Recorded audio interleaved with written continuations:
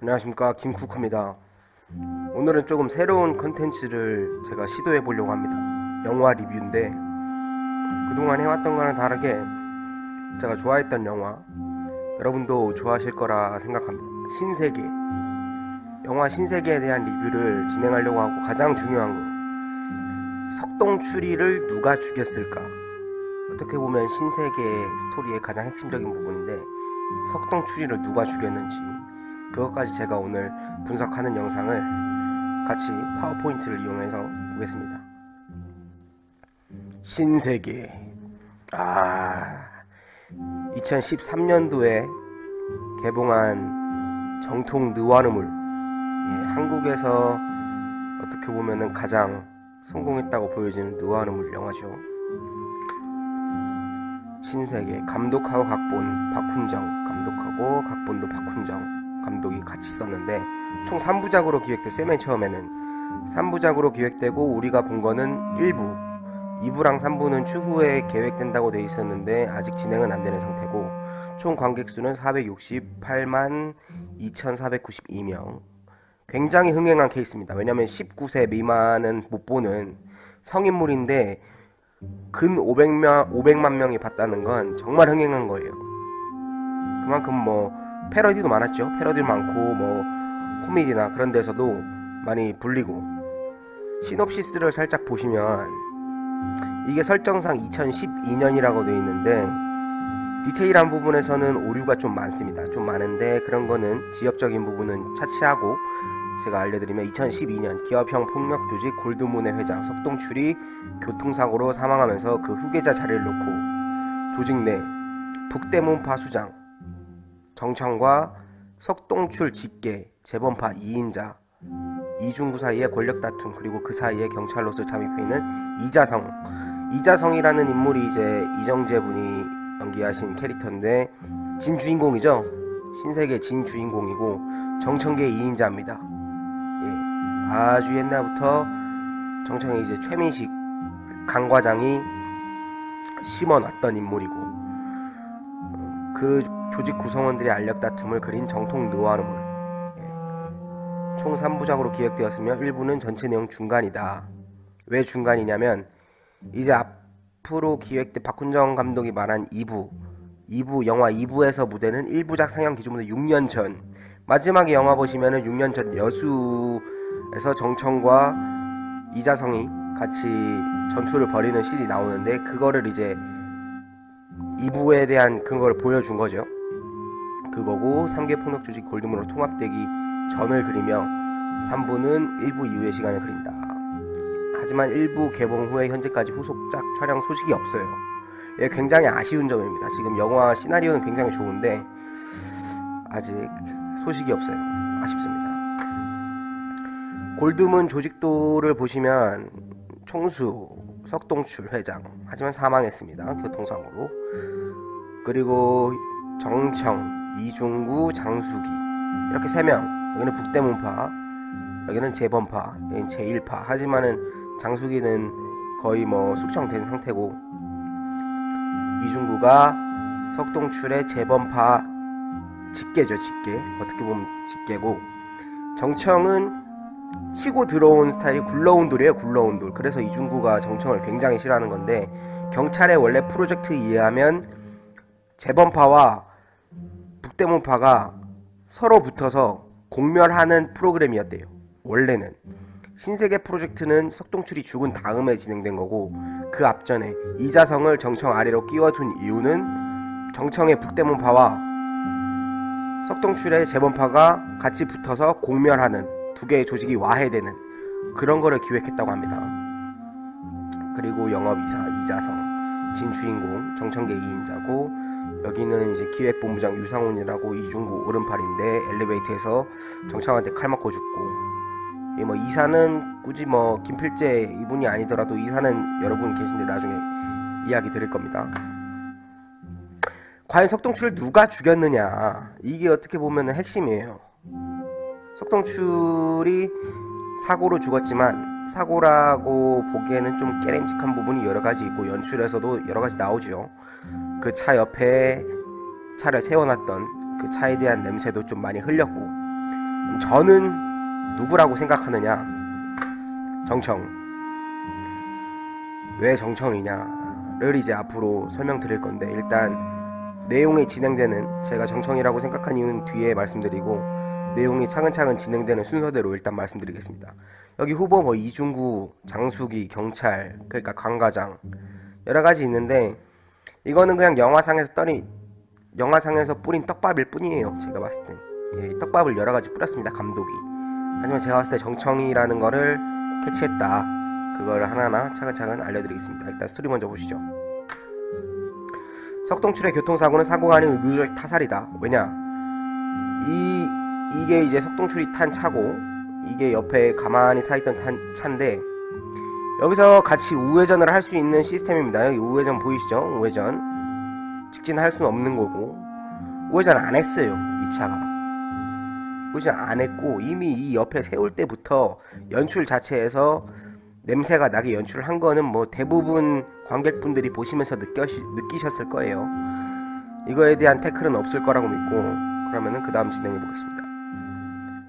이제 회장이 죽으니까 긴급하게 중국에 나가 있던 정청이 들어오는데, 그룹의 회장이 죽었음에도 불구하고 귀국하는 정청의 기분은 굉장히 좋아 보인다.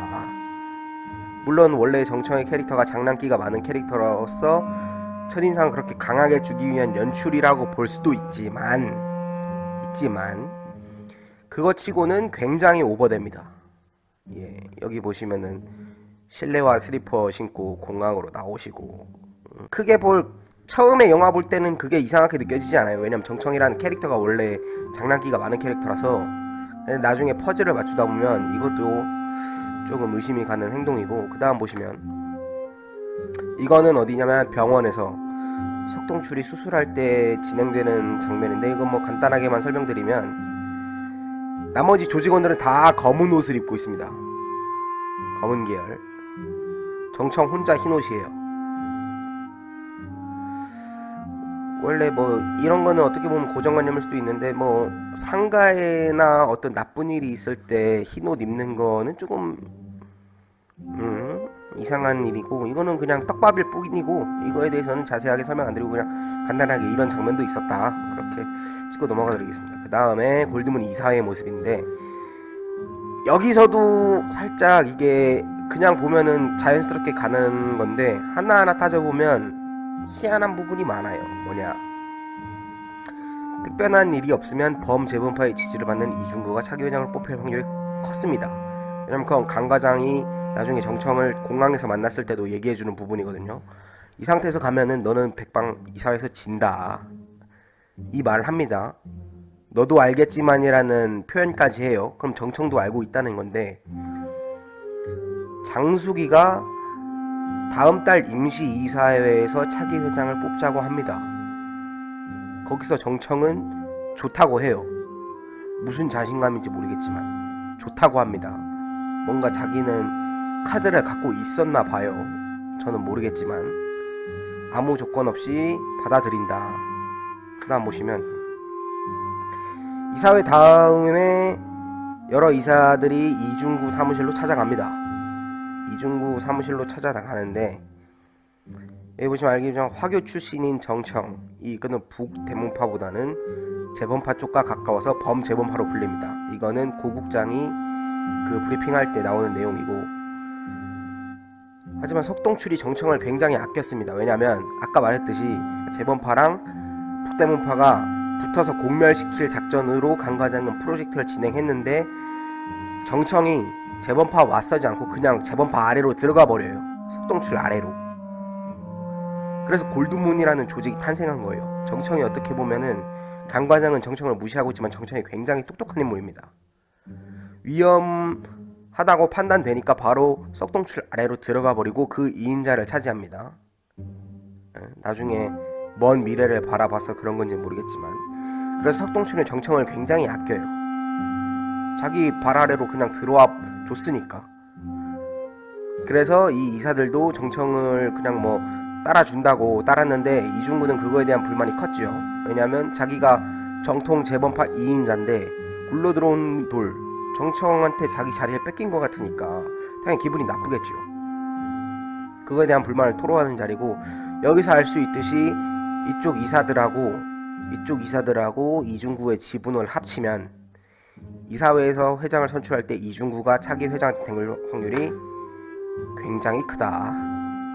굉장히 크다. 그 다음 보시면 정청은 이제 이사회 끝나고 다시 이자성에게 자기는 중국 가서 일 봐야 될 게 남았다 하고 중국으로 떠나는데, 중국 공항 안에서 이자성은 이걸 만난 걸 몰라요. 강 과장을 만납니다. 강 과장을 만나고 거기서 이중구를 구속시키기 위해 소집된 자료들을 보여줍니다. 이게 이자성이 첩보 활동을 하면서 모은 자료죠. 그거를 보고 정청이 조직 내에 경찰 프락치가 있다는 걸 직감합니다. 예, 아까도 말했듯이 정청은 유쾌한 캐릭터로 보이지만 호락호락한 사람이 아니에요. 저 사람 대단한 사람입니다. 보통 내기가 아니에요.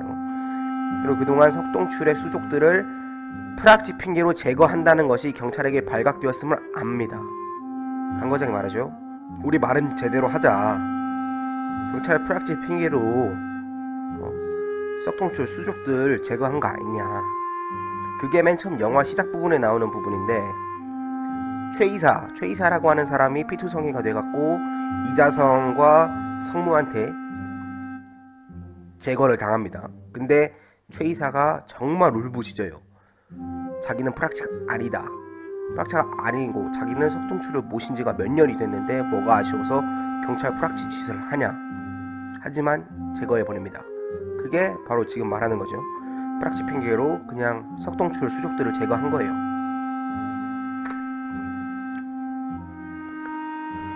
그 다음 보시면 강 과장의 계획대로 이중구는 구속되고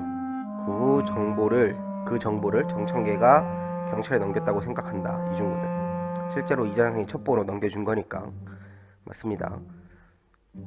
정청이 석동출을 죽였다고까지 생각합니다. 이중구는. 그리고 정청이 그 운을 띄우죠. 회장님도 너가 제낀 거지, 이렇게 표현하죠.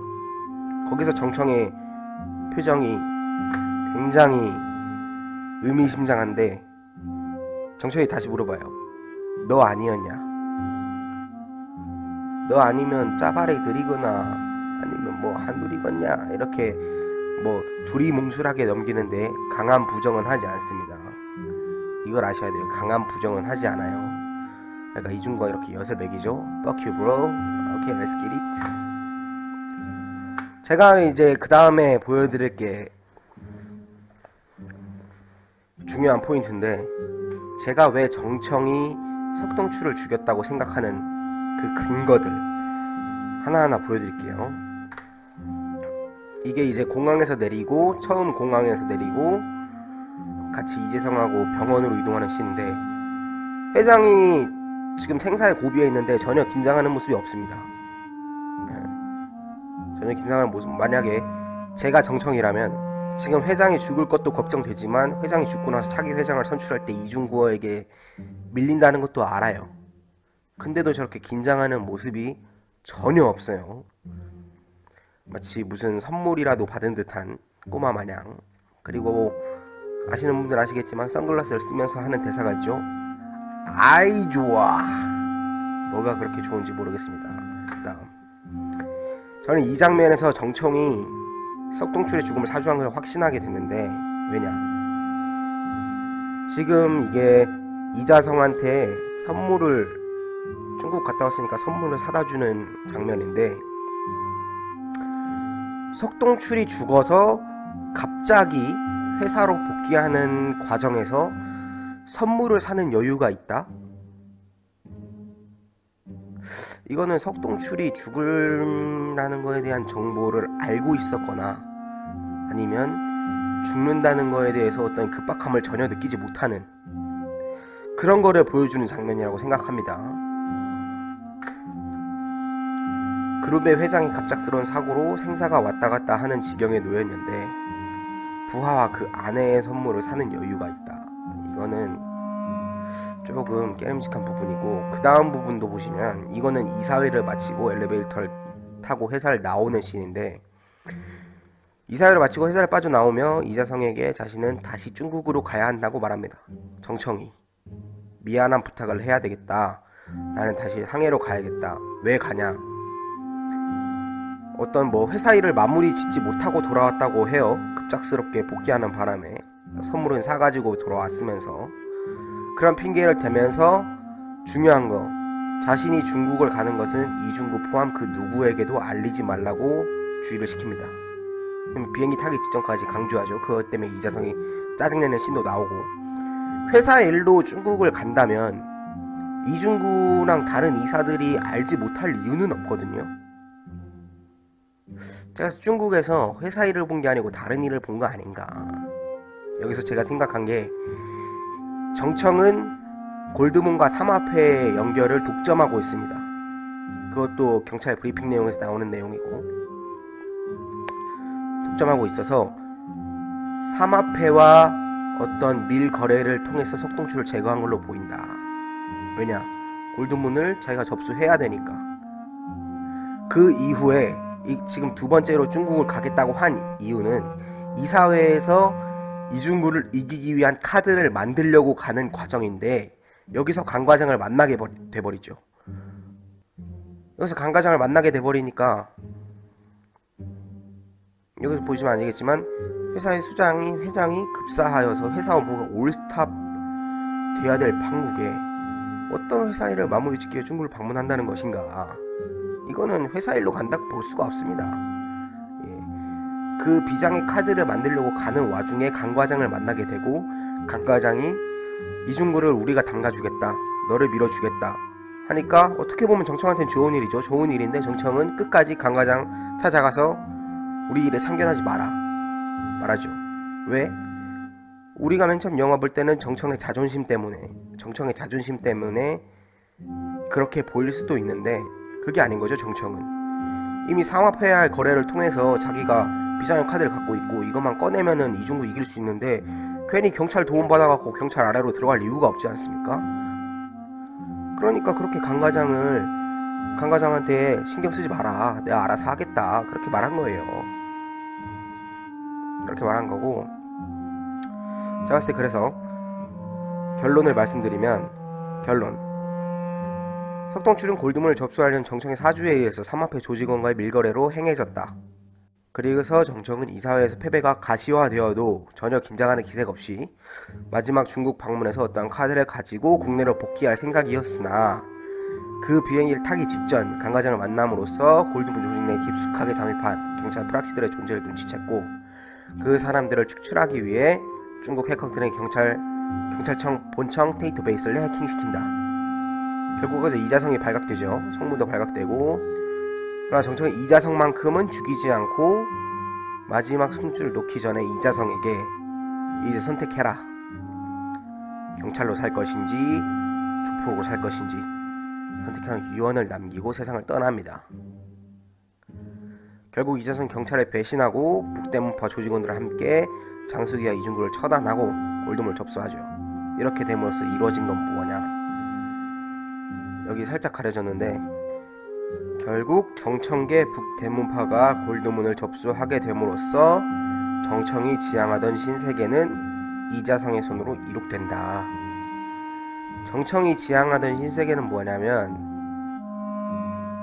자신들이 골드문을 접수하는 거였어요. 북대문파가. 그걸 누가 이뤄줍니까? 이자성이 이뤄주죠. 뭐 여러분도 보시면서 공감을 하셨는지 공감을 못 하셨는지 모르겠는데, 제가 봤을 땐 정청이 죽였어요. 정청이 죽였어. 여러가지 의견 있으면은 댓글로 달아주시고, 오늘 리뷰 봐주셔서 감사합니다. 준비를 급작스럽게 하느라고 파워포인트가 많이 허접한데, 그래도 정청이 석동출을 죽인 이유까지만 영상 찍고 영상 마무리하도록 하겠습니다. 수고하십시오.